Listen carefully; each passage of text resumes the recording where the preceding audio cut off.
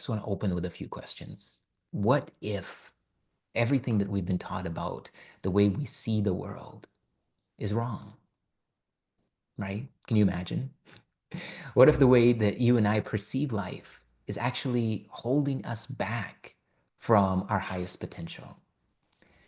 So I want to invite you to stay with me here in today's satsang because what I want to do is to share a mind-opening perspective, a set of principles to allow us to really see what a difference we can make in our own lives, in our own world by this shift of consciousness, just a little bit over from the way that we've been looking at life.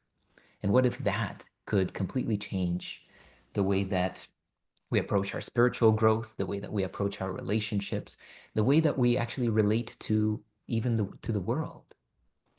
So welcome, welcome to this session. I always want to invite you that if throughout you have questions, drop them into the chat. If you're here live on Zoom, absolutely drop them into the live chat here on Zoom. Otherwise, on YouTube, you can use the comment section. And yeah, so welcome to this session. We want to explore today three profound truths, three principles that come from A Course in Miracles. That really, what I wanted to do is encompass the whole of the Course. Because when we think about engaging life through a structured system of thought, right? Because that's what A Course in Miracles really offers us, is a thought system.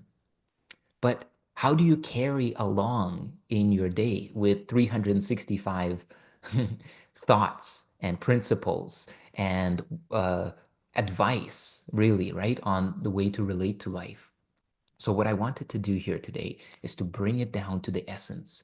How do we build that foundation so that moment by moment in our day, we can actually be in this new consciousness, in the consciousness that is fully aligned with our true self, aligned with the truth of who we are as the formless, faceless, aware presence, right? We are not this body. We're not even the mind.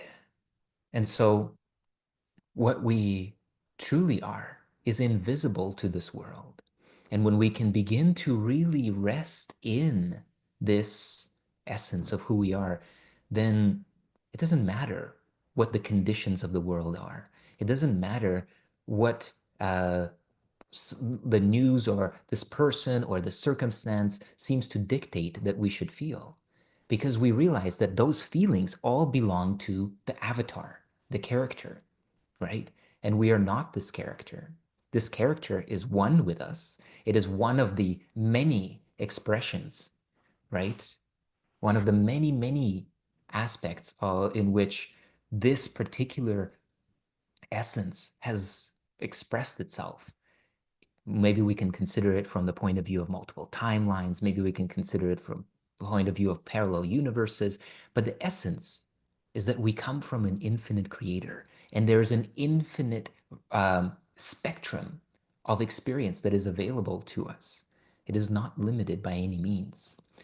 So in today's session, I want to focus on how do we make that shift in our perception from fear, that sense of contraction, the end, not worth it, stuck, right? To love, belonging, a sense of all is well, a sense that I can figure it out and that all of universe is conspiring to help me to figure it out, right? I also want to cover the true nature of reality and your connection to it, our connection to it. What is the true nature of reality? What are we actually interacting with when we talk about the world or when we wake up in the morning, that which we wake up into? What is that? And what is that beyond what we have been taught through through our 3D, let's say, education that focuses on appearances as reality? And lastly, to cultivate a practice, a contemplative practice that will help you to experience this divine oneness in everyday life. Because love cannot exist in separation. In separation, we have attachment, we have attraction, but we don't have love. Love is oneness. Love is the experience of the impossibility of fear. Okay. So these aren't just abstract ideas, and this is really what I wanted to bring home today. When we consider A Course in Miracles, I have seen over the years so many earnest students engaging the course completely intellectually. And all of the concepts are right and beautiful, but they're not living that limitless life. They're not living from a place of peace, love, joy, wisdom. The wisdom is there, but the wisdom is somehow removed as an idea that is to come in the future. No, no, no, none of that. So the essence of the course is that every page in it is talking about this very instant, the holy instant that is truly upon us, right? The instant that transcends time, the now. So this is what we're here to do. We're here to engage these as tools to transform how we experience the world. Okay. So let's dive in. And I want to maybe start with the first principle, right? What is the core of the course, right? It's there in its first line. It says that nothing real can be threatened and nothing unreal exists. Herein lies the peace of God, right? So this first principle is that fear is an illusion. Yeah, fear is an illusion and love is truth. So how do we begin to work with this principle? Like, how do we embody it? Oh, yeah, that sounds nice. Yeah, okay, I kind of get it. But practically, to live in it, to steep in it, to have it be expressed through our eyes, right? How do we do that? We begin by really getting in touch with fear. We make this shift now from fear being an enemy that we're seeking to avoid to fear being a teacher that is sent to us, let's say like this in this context, it's sent to us by our higher self, by the Holy Spirit. It is sent to us to reveal those places where we are completely asleep to who and what we truly are. And it is there to such an extent as to get our attention. And the moment that it gets our attention, we have an opportunity. We either fall deeper into fear and collapse and build walls and try to protect it. All the meanwhile, the fear is within.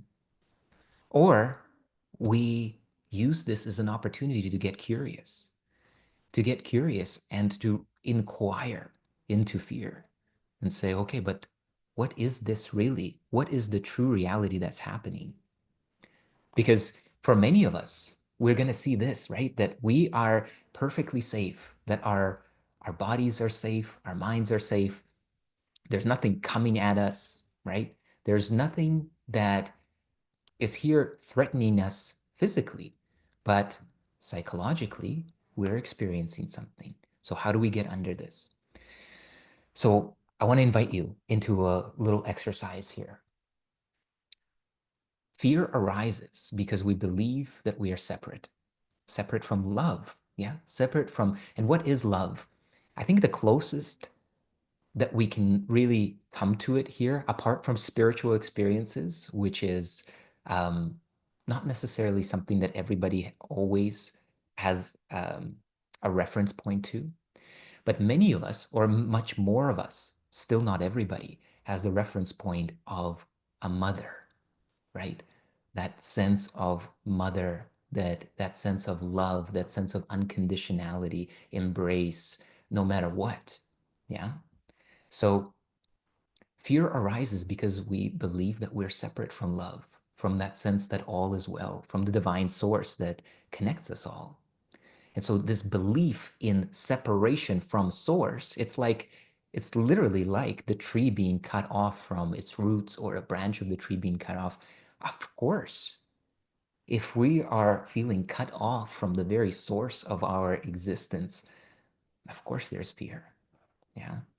This belief in separation, it creates this sense of lack, of danger, needing to protect ourselves and defend. But what if you realize that the separation isn't real? That love is not only the truth of the universe, but the truth of who you are. It is intrinsic to you, right? How do we realize this, right? In the course, in the course, it points out that you have one problem, and that one problem has already been solved. You have no other problems. What is it talking about? It's talking about the separation. It's talking about the problem of separation has been solved because it never truly existed. And let's figure this out on a practical level. I want to invite you to close your eyes, if you're willing to follow along with me here, towards the experience of transcending fear. So let's take a look. Take a deep breath. Let your eyes close. Let your body relax. And just notice that the outer world is no longer here. This outer world of bodies and dealing with physicality, it's not in here, right? Don't bring it in. Just notice that in here, it's just me. Isn't it so? Is it just you in your mind?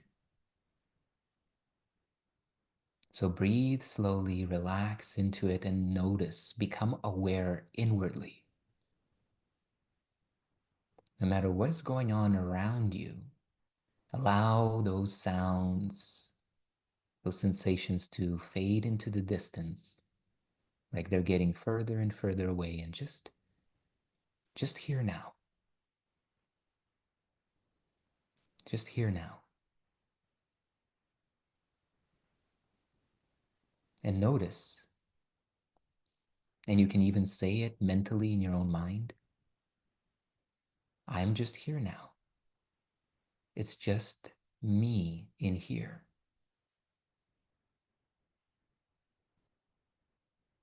There's no one else in my mind but me.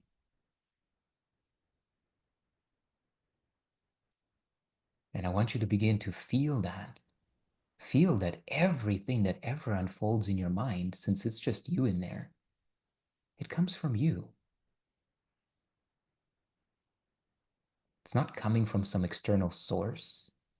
There's no person making it happen to you.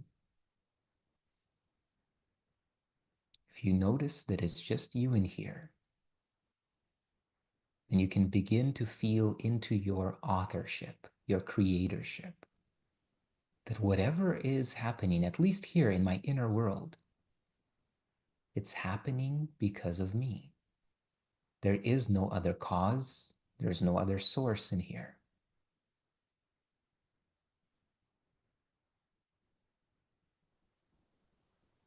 So just feel that. Don't do anything with it. Just notice.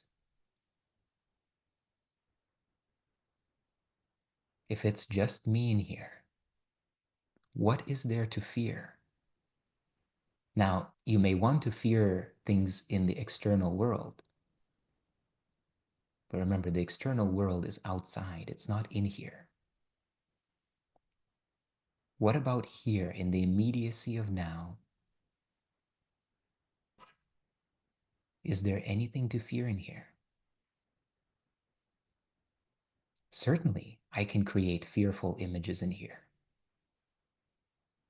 But apart from that, apart from my own creations, in which I create fear inside, is there anything to fear? Is there any threat to me if I'm the only one here?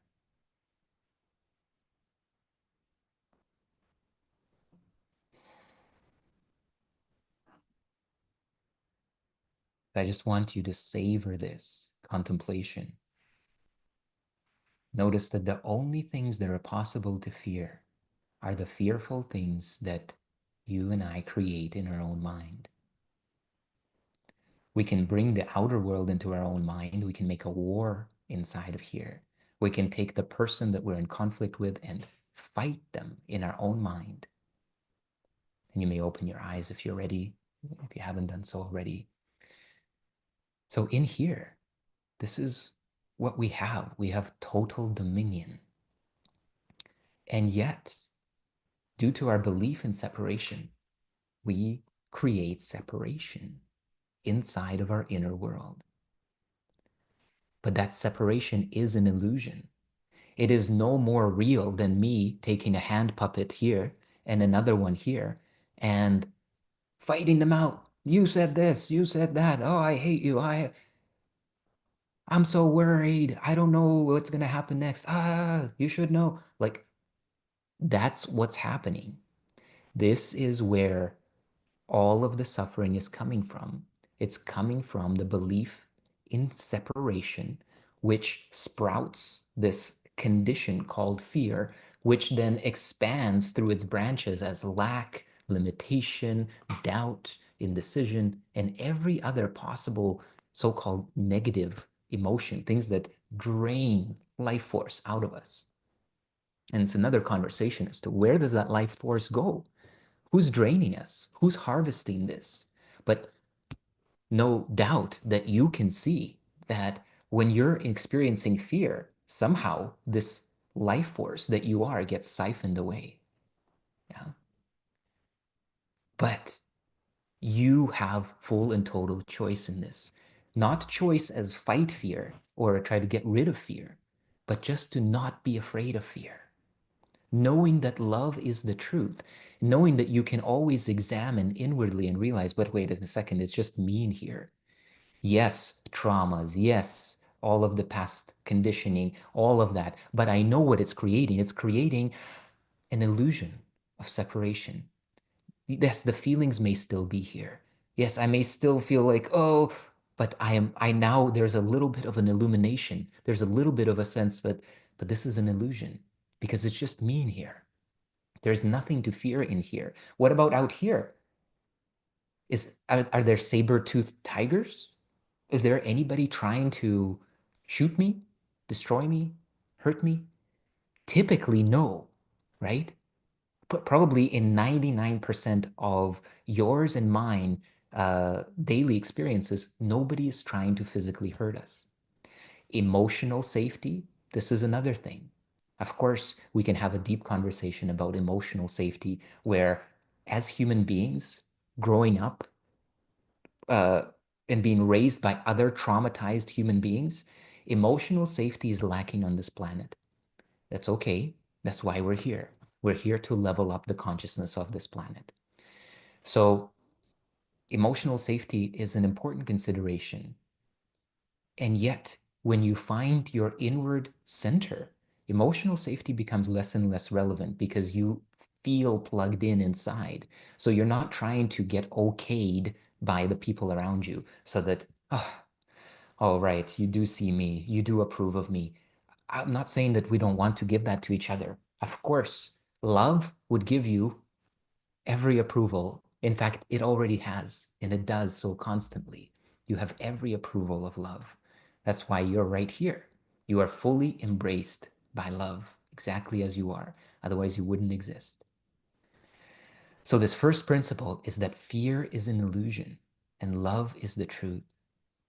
And as we begin to contemplate it, and I really mean a daily contemplation until you have conviction, certainty inside, confidence that it's just you in there. And so when the mind attack comes and the thoughts are storming and the emotions are raging, you can you can witness it and say, wow, Boris is really angry right now, or Karina or Chris or Lars really angry right now, right? But not I, not the I that God created. That I is not angry. That I am is witnessing this with as much fascination as you and I may witness movies or games or sports. We are captivated, but we are not worried, right? Existentially worried about the outcome because regardless of what the outcome is, all is well. And so there's an aspect within us that sees this, witnesses all of life, and knows all is well. It looks like a big old mess, but all is well.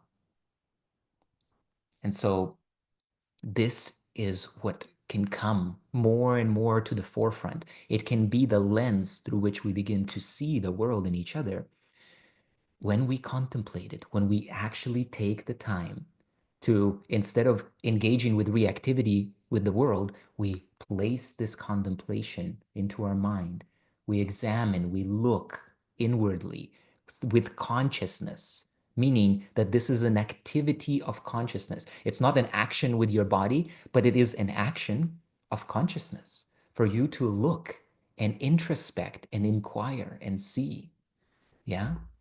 So this is how we begin to etch away at the foundations of fear.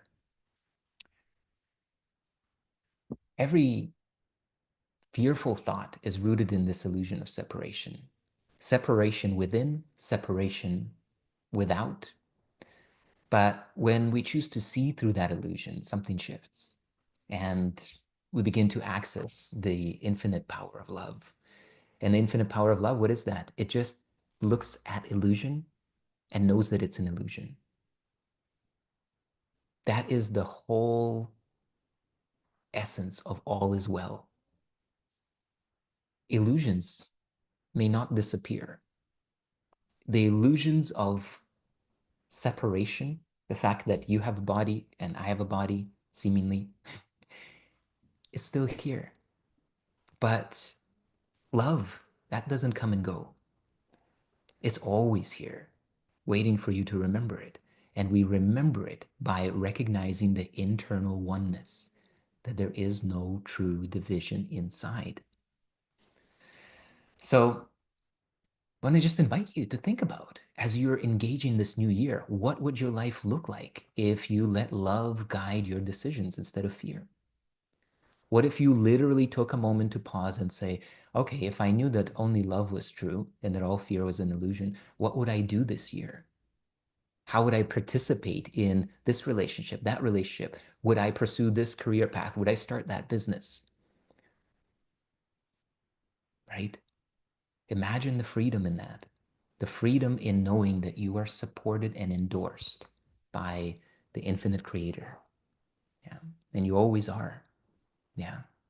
You always are.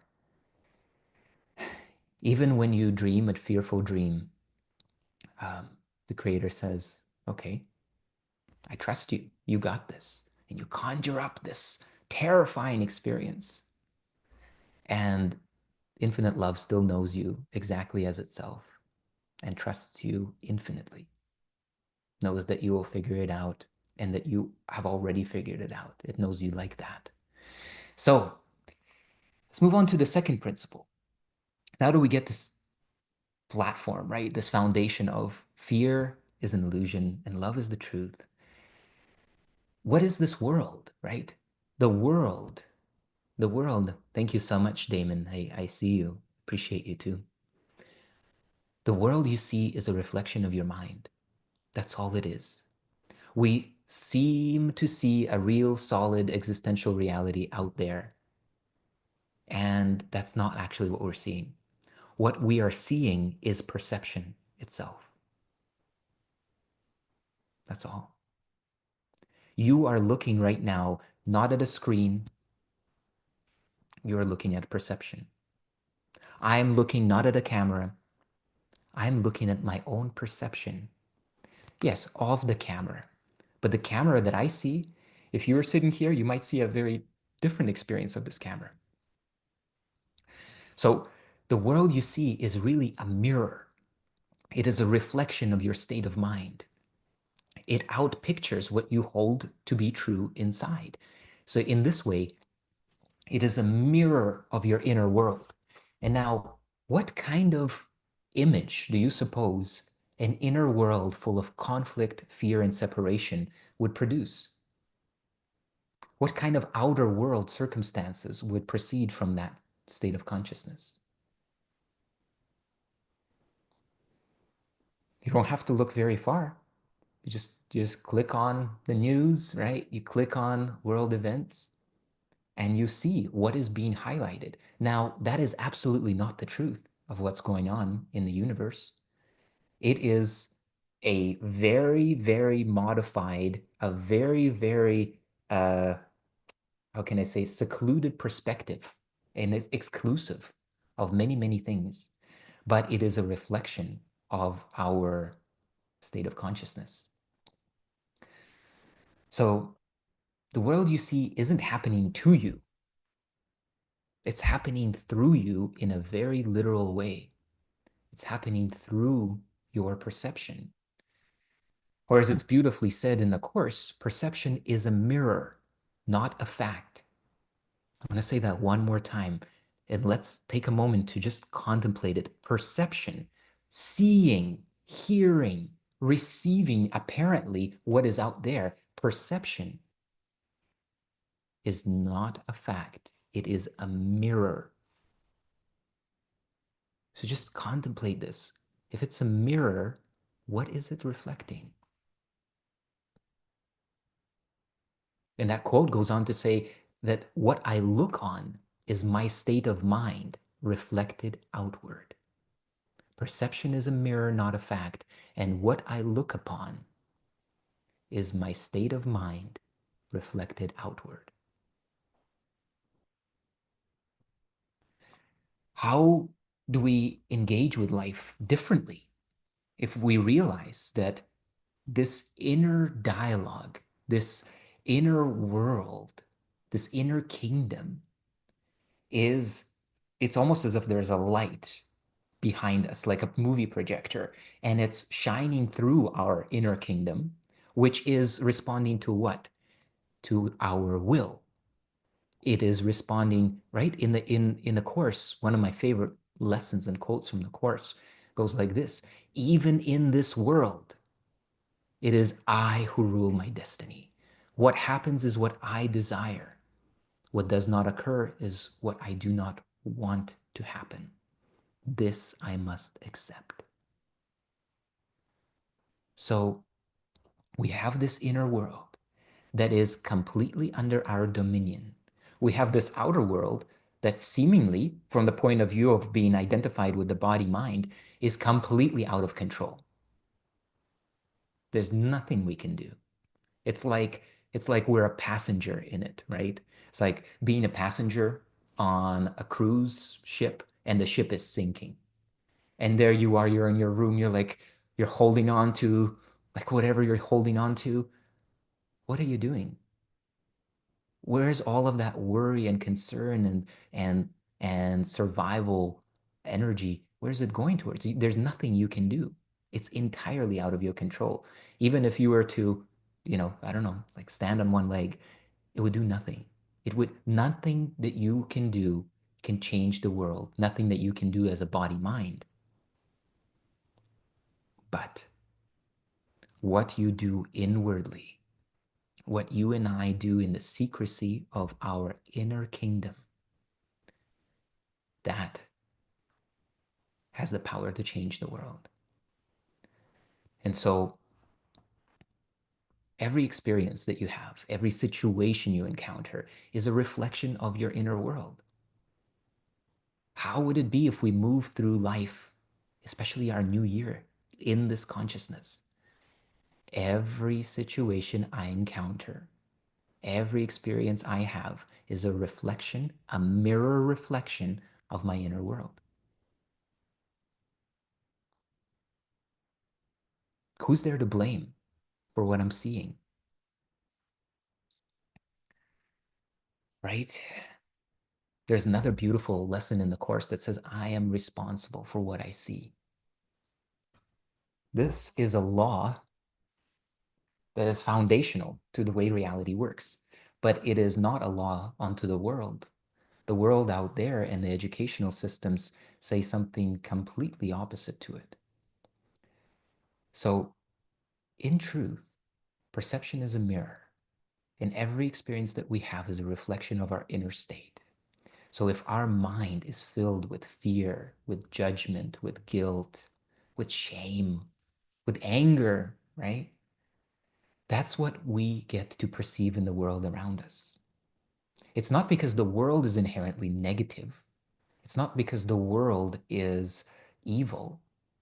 It's because our mind projects that negativity outward. In a course, it talks about this in great detail, the mechanism of projection, how based on our own guilt, we don't want to be responsible for this negativity. And so we see it out there and say, you are so negative, right? Yeah, I'm still figuring this out. It's tough if we have, family members that are struggling or um, close friends, people that we deeply love. And it's like, okay, but how does this really work? Like, I'm seeing their struggle. I'm feeling the concern. Oh wait, I'm feeling the concern. I'm feeling the worry. Okay, so this is what I'm doing in my inner world, right? And so this is the way that we're invited to pause and start to, even if you don't know, it's totally fine. You don't know the right mechanism. You don't know, oh, should I think this thought? Okay, should I use this forgiveness technique? Doesn't matter. None of that matters. What matters is that we take responsibility and we say, wow, I do see that I'm seeing and feeling that there's a big problem out there. And it's this person or that situation or whatever it is. But I know that that's an illusion. I know that there's another way. There's another way of looking at this. There's another way to approach this because now I'm cognizant that the world I see out there is a reflection of my inner state of consciousness. So, what am I doing inwardly? Where am I not seeing or withholding peace, love, and joy from this situation? If the truth, we go back to the first principle for a moment. If the truth is love, that means love is here in every split second moment, every instant. Peace, love, joy, peace, love, joy, peace, love, joy. This is the constant broadcast from the heart of the Creator. And here we are in this peace, love, joy, and we drown it out. And now we focus on creating a hell in the middle of this heavenly kingdom.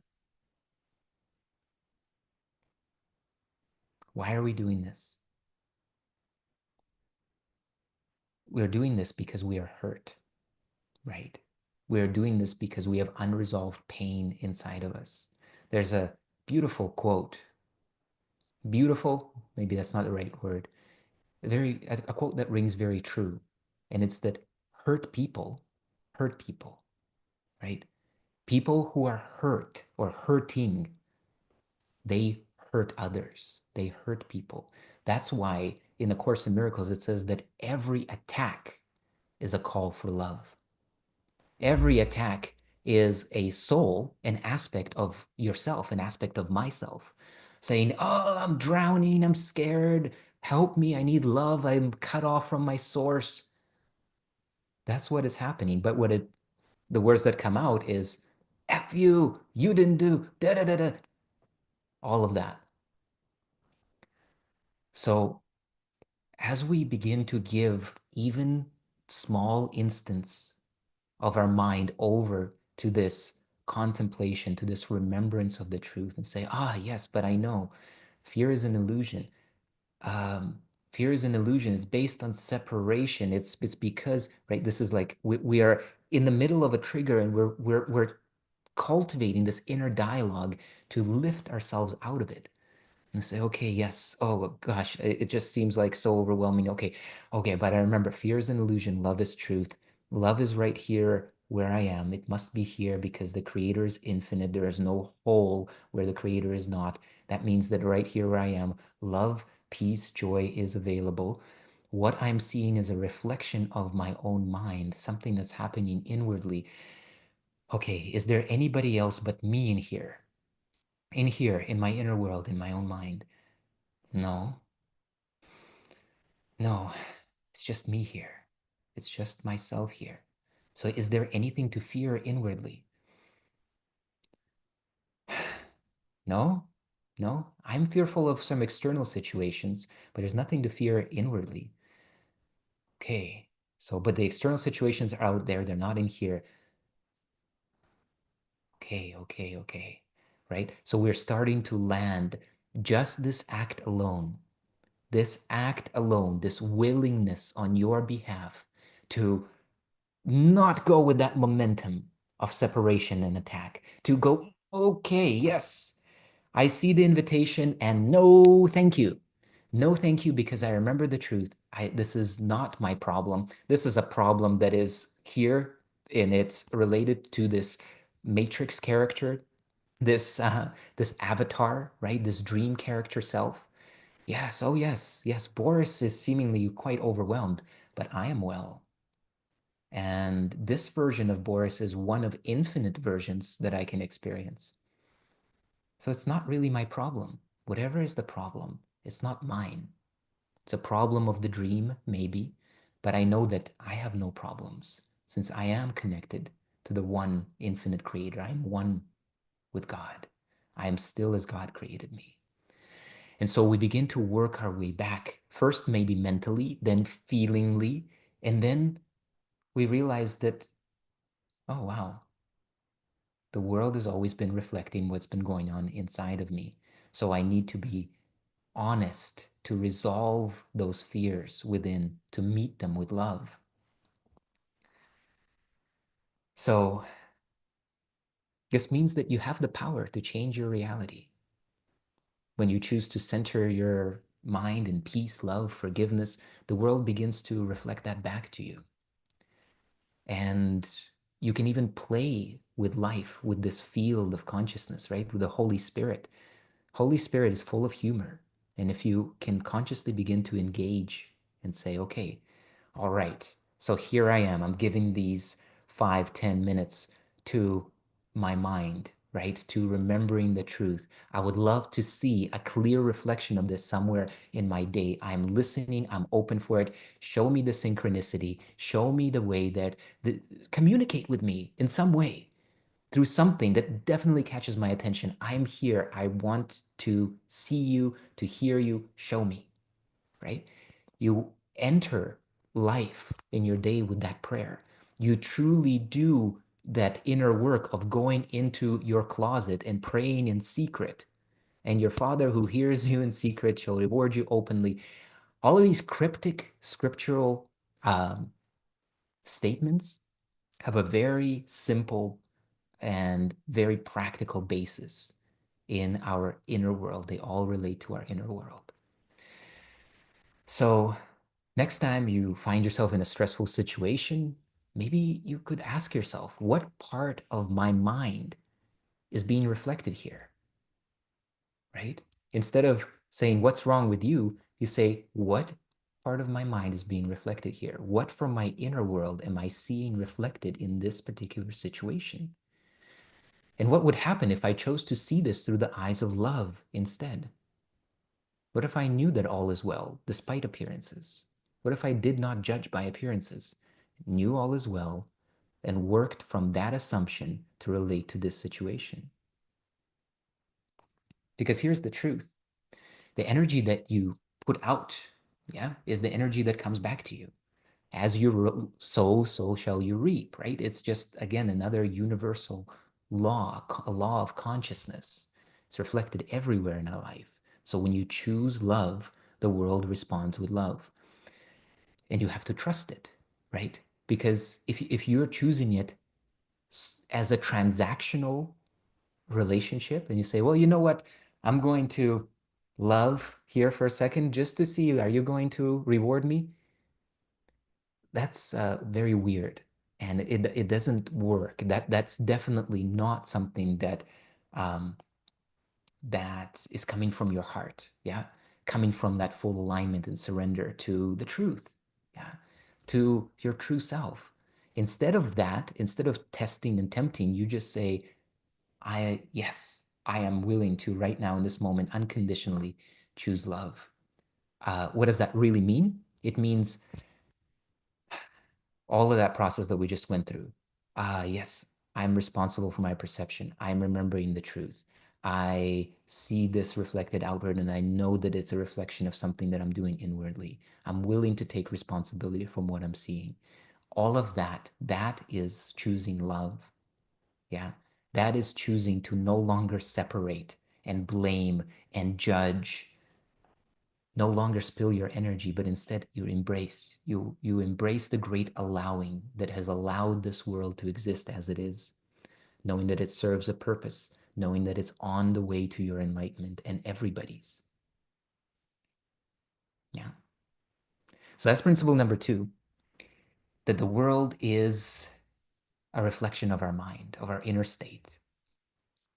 By the way, of course, continue to engage in the comments if you have questions, if you want to explore this deeper, if you have a specific scenario you'd like to go over, we can do that.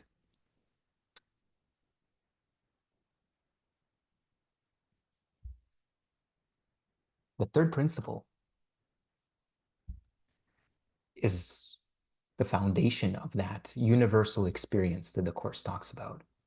You are one with everything. This is the third principle. Oneness, non-separation. Yeah, it was already implied in the first principle.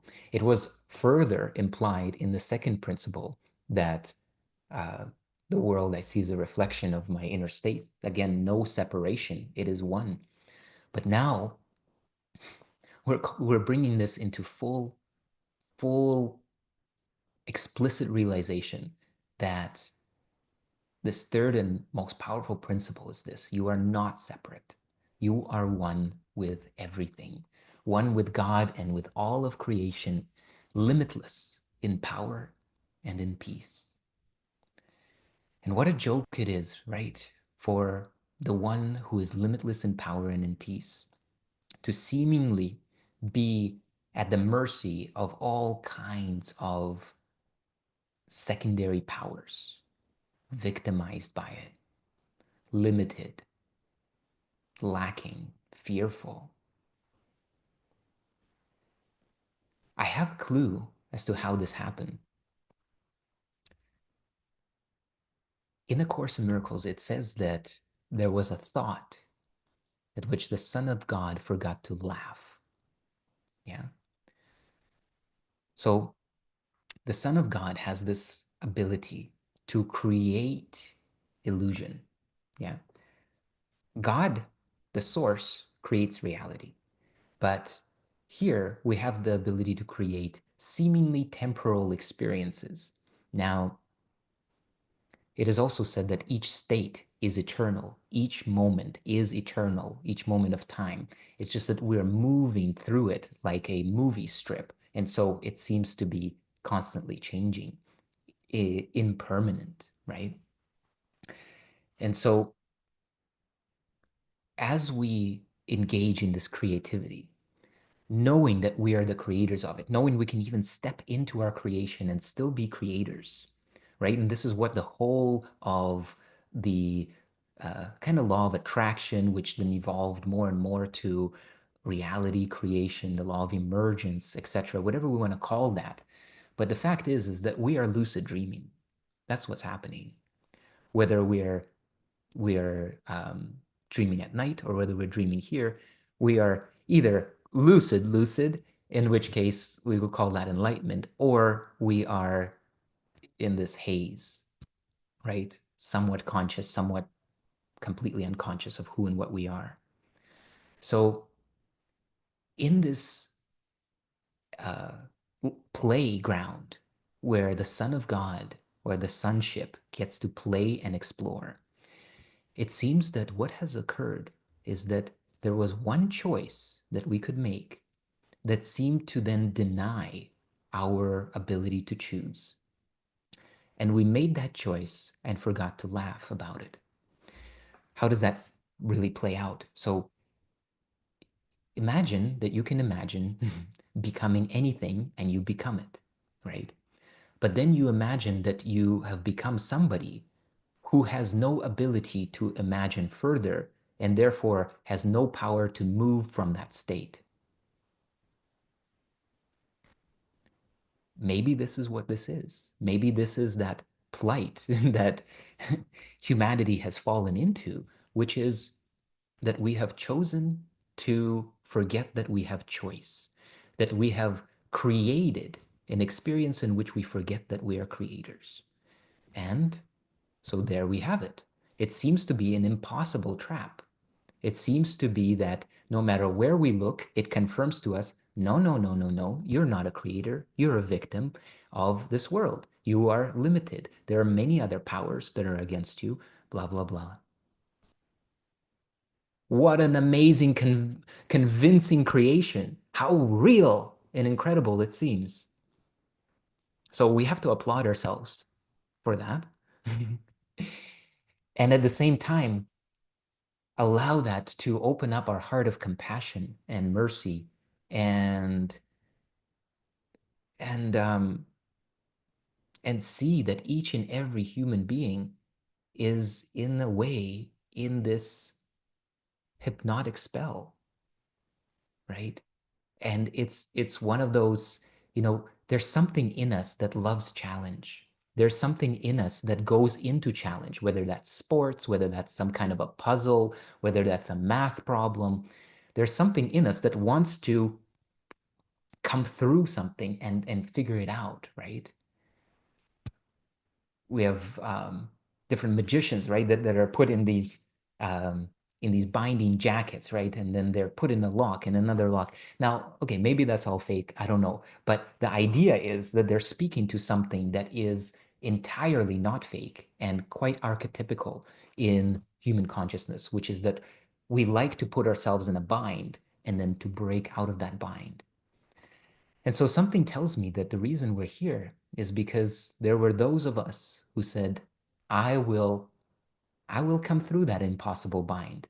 I will, knowing that I'm eternal and that I'm always safe, I'm going to engage this ride where I'm going to forget that I'm eternal, forget that I am safe, forget that I have creative ability, forget who and what I am, and I'll find my way back. Let's go. Boom. And here we are. So this was maybe a little bit of an aside, but we're coming back and I'll tie it back to principle number 3. But that's just something I wanted to share with you because I was reflecting on this yesterday on a walk and I'm like, wow,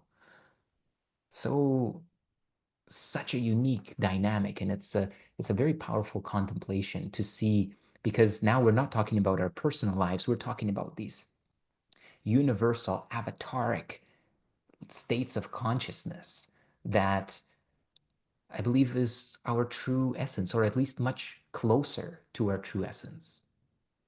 So the text reminds us that there's no separation of mind. Only oneness is real. And so at the deepest level, there is not a you and me or a this and that as separate independent realities. Uh, there certainly is you and me and this and that in the same way that is when we were children, we would play pretend and there would be a real experience of seeming separation, all of it coming from our mind, fruiting as the many, but yet it is the one, right? So at that level, certainly, but at the essence, there's only oneness, a divine unity that connects all things, and that unity is you, and it is I, right? That unity is the same within everybody. Um, I see Colleen saying, does gangster talking have to do with not praying enough? I'm on lesson 155. Gangster talking. That's a cool question, Colleen. It's an interesting angle to consider. Um, does gangster talking? I would say that nothing has to do with not praying enough.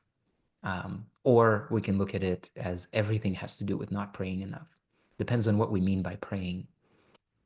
Um, if this experience that you're calling about gangster talking, uh, if this is an experience that creates pain and suffering, then most certainly this is something that is signaling to you that you're not in alignment with your true and authentic self, right? The true self And this is maybe another conversation that we can get into at another time, which is what are emotions at the core of it? What is our emotional journey all about? And what is that emotional feedback system?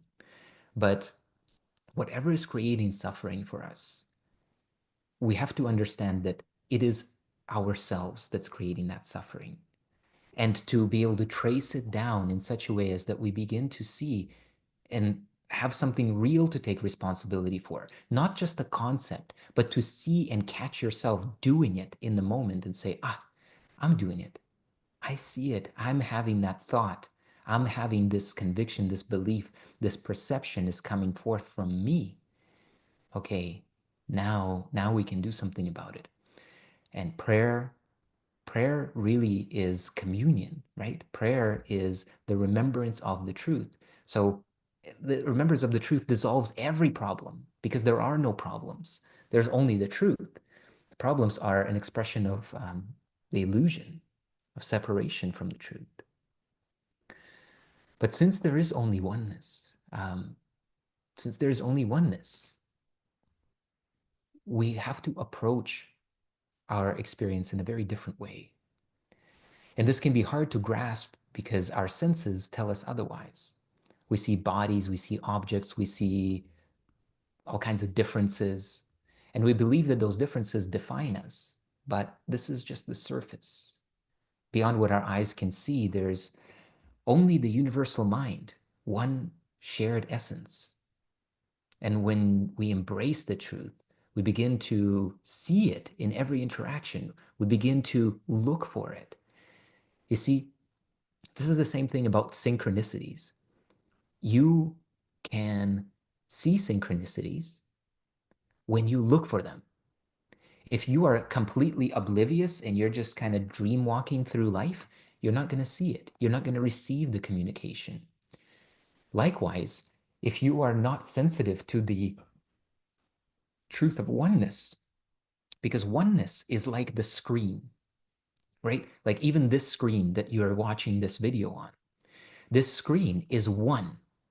Now over here seems to be my hand, and we can say, oh, that's a hand over there. But it's not. It's the screen. As far as you see it on there, it's simply the screen. And the screen is modulating itself in whatever ways are necessary. You may have this window open, another window open. You have a little clock up there. All of that is a oneness of the screen. There is no separation between the screen and its contents. And so likewise, as we begin to engage with the world in the consciousness of oneness, we also want to become sensitive to this awareness. It's always right there, but of course you don't, like when you're watching something on the screen, you're not like, oh, that's the screen. Look at this little part of the screen. That's not what we're saying. We say, oh, look at that, this window or that video, or look what they wrote here. We don't reference the screen. Just like when we watch movies, we don't say, oh, but that's just a projector on a screen. All that's real is here is the screen and it's just lights moving around. We don't say that. We don't think about it. We let ourselves go into the illusion. That's okay. If you know that it's an illusion, that you know you can come out and that you're enjoying this play, right? In the East days, it goes from Maya to samsara to Layla, right? So Maya is just delusion. Samsara is the illusion in which we think the illusion is the truth and we suffer. And then Layla is the illusion, the divine play, that we now see that it's an illusion. We enjoy the illusion and the nature of it. We enjoy its impermanence and its beauty. It's like a work of art that's here for a moment and then it's gone. And so in this very same way, we can begin to look for oneness. We can begin to become sensitive to it, just like the screen. Say, oh yeah, okay, let me feel into that essence. When you embrace this truth, you see it in every person, in reflections of yourself, in circumstances. Acts of kindness become acts of self-love, right? It's like, if this finger was hurt, you just say, oh, I got you, right? And you try to take care of that finger. Likewise, when the world out there seems to be hurt, then now we can really embrace those attacks as calls for love and say, oh, sweetheart, it's okay. I'm sorry. Sorry that you're feeling this. So forgiveness becomes liberation and conflict fades into understanding because we know that we're all coming from this delusion of separation. We've all chosen into this game. Some of us are waking up faster than others. Some of us wake up and go back to sleep. Some of us are in deep nightmares. It's okay. We're here to hold it together. So I want to invite you as we approach the close of our time together to take a moment and reflect on these three principles. The three principles, again, are principle one is that fear is an illusion, love is truth. Number two is that the world we see is a reflection of us, a reflection of our inner state. And number three is that the essence, the universal truth is oneness. It's oneness, not separation. Principle three is that you are one with everything. What would it feel like to live without fear? To see the world as a reflection of love and to know deep in your heart that you are one with everything. Feel free to drop it in the comments. I'd love to hear from you which of these principles resonate with you most, or how this contemplative journey today maybe impacted your vision for the new year, your thoughts. I'd love to hear them. And it's important to also keep alive that these principles are not just ideas. Take them out of the realm of the ideas. We are here to live it, live it, live it, right? They are guides for living a life of purpose and peace and joy. And as we let go of fear, we see the world as a reflection of our inner state. And we can embrace that oneness that connects us all. And then, of course, step into our highest potential. Is your highest potential when you are fearful? Or is it when you are empowered by love? I know this myself. Like if I'm in any kind of conflict with my wife, or she's not in a great space or something, and and I try to get through the day and do the things that I need to do my work, take care of the community, take care of my responsibilities. It's way harder to do that than when I feel the depth of love and connection. I know that she is doing well. I know that our love and our experience of connection is thriving. We feel that sense of oneness. Wow, what a wind at my back, right? And my sails just propelling me forward and empowering me. So this is something that we are here to give, not to get, right? Because giving and receiving are one in truth. And so we're here to give and extend this first. Why? Why you? It's because leaders go first. That's why you. If it wasn't you, you wouldn't be here. So it's up to us to embody and extend these principles, to extend love first, not to try to get it first. And as we extend it not from our own limited storehouse, but from God's, from the infinite creator's heart. We extend that love. And that way, we're not here to burn out. We are here to extend the truth, to know it, and to see it reflected in the world around us.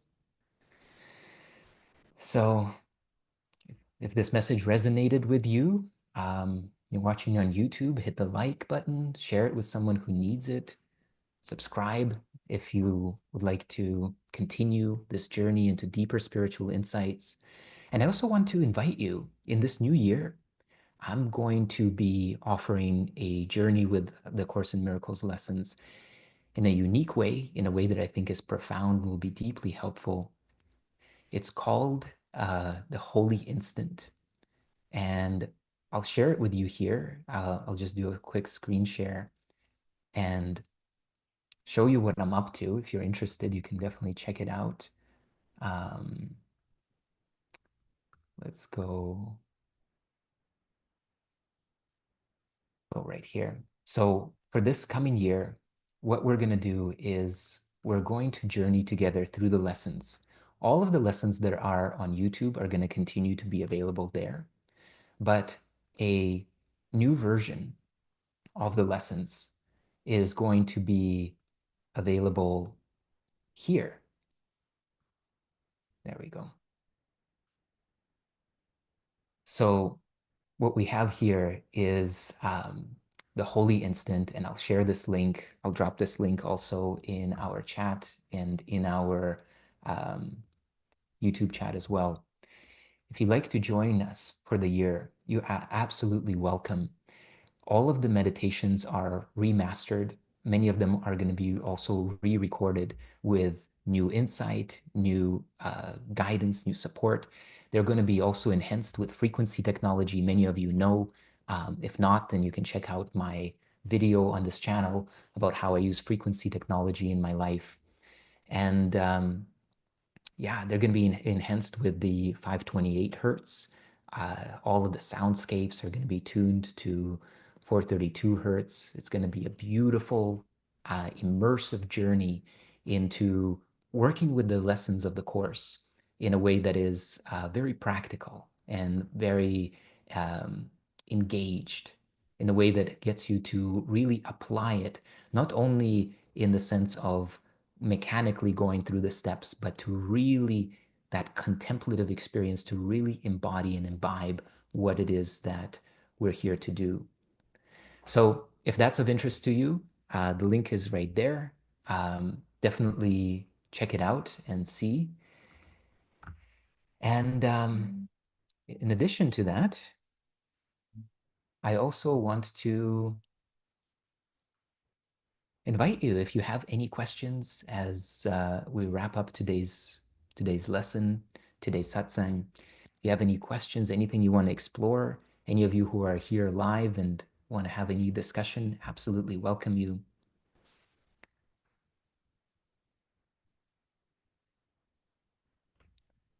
Colleen, of course, my neighbor down the street was touched by Holy Spirit when I used your words with her.